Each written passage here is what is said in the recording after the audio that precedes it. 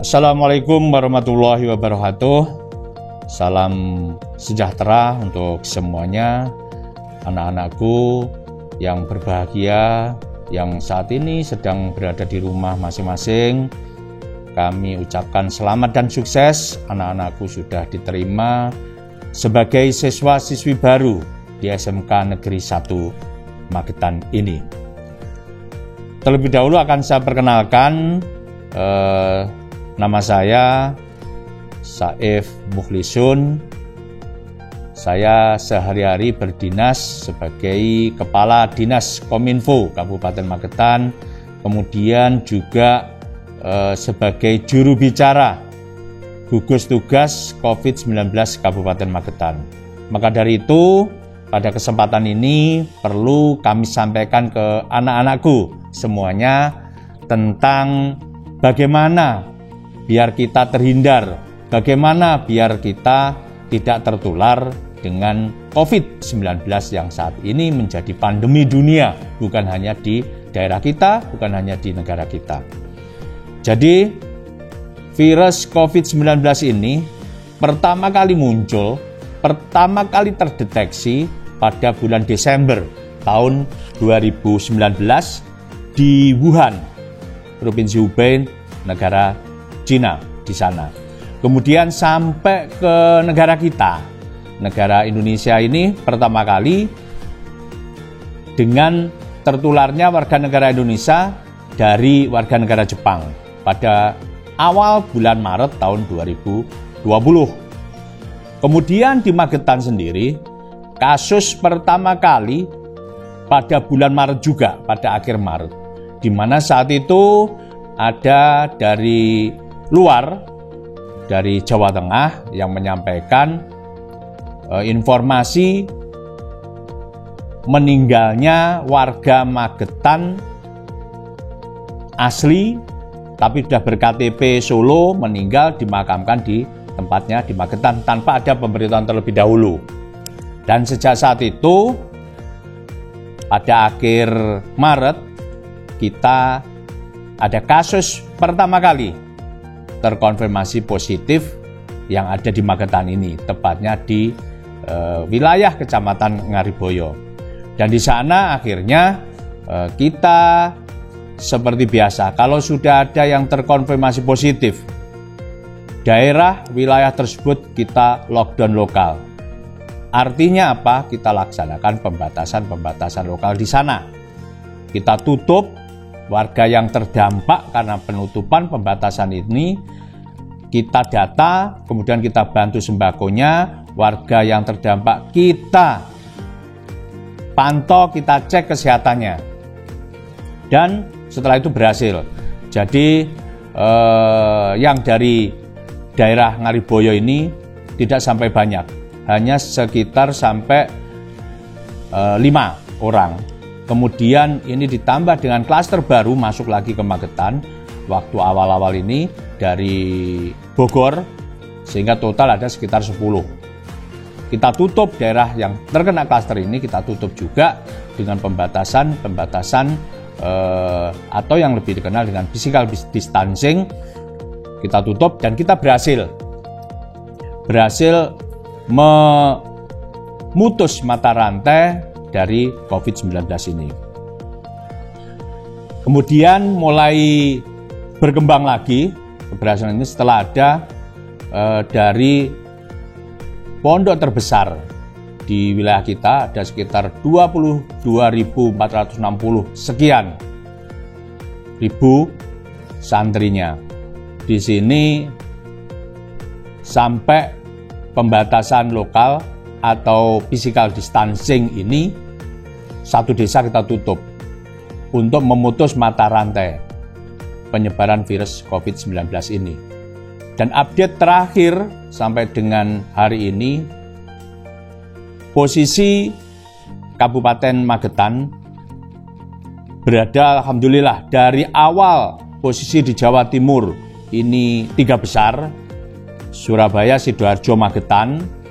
Dari 37 kabupaten kota, sekarang ini posisinya Magetan berada di posisi 23. Karena apa? Keberhasilan kita menekan, memutus mata rantai penyebaran COVID-19 ini. Sampai dengan saat ini, yang terkonfirmasi positif ada 123. Kemudian yang sudah sembuh, alhamdulillah lumayan banyak juga, ada anakku, ada 81. Kemudian yang meninggal dunia 4 orang, dan sisa kasus saat ini yang masih dirawat menunggu sembuh 38. Menunggu sembuh ini ada di rumah sakit rujukan pemerintah, Magetan, Madiun, Maspati, juga ada yang isolasi mandiri. Selain itu juga isolasi mandiri di fasilitas khusus gugus tugas yang ada di komplek rumah sakit Magetan. Kemudian yang perlu anak-anakku ketahui, bagaimana caranya biar kita bisa terhindar, kita tidak tertular oleh COVID-19 ini. Anak-anakku semua, COVID-19 ini dikatakan bahaya, iya. Dikatakan tidak sebenarnya juga iya. Karena apa?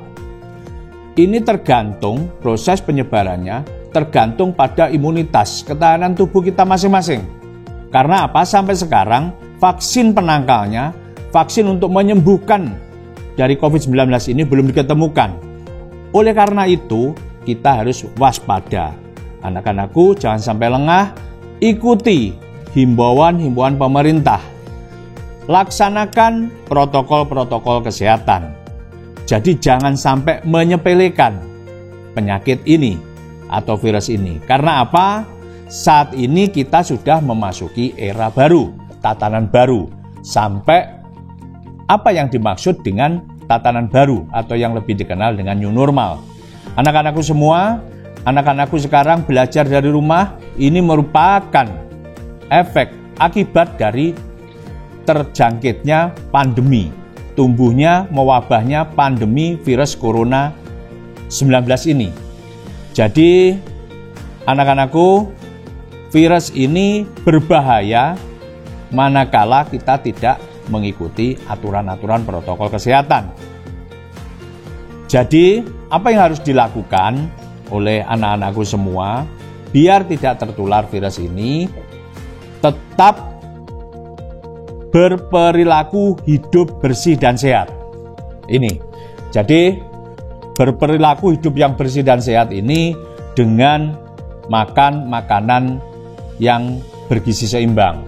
Sering makan buah-buahan, sayur mayur, kemudian sering minum air putih yang banyak, kemudian juga istirahat yang cukup, tidur yang cukup.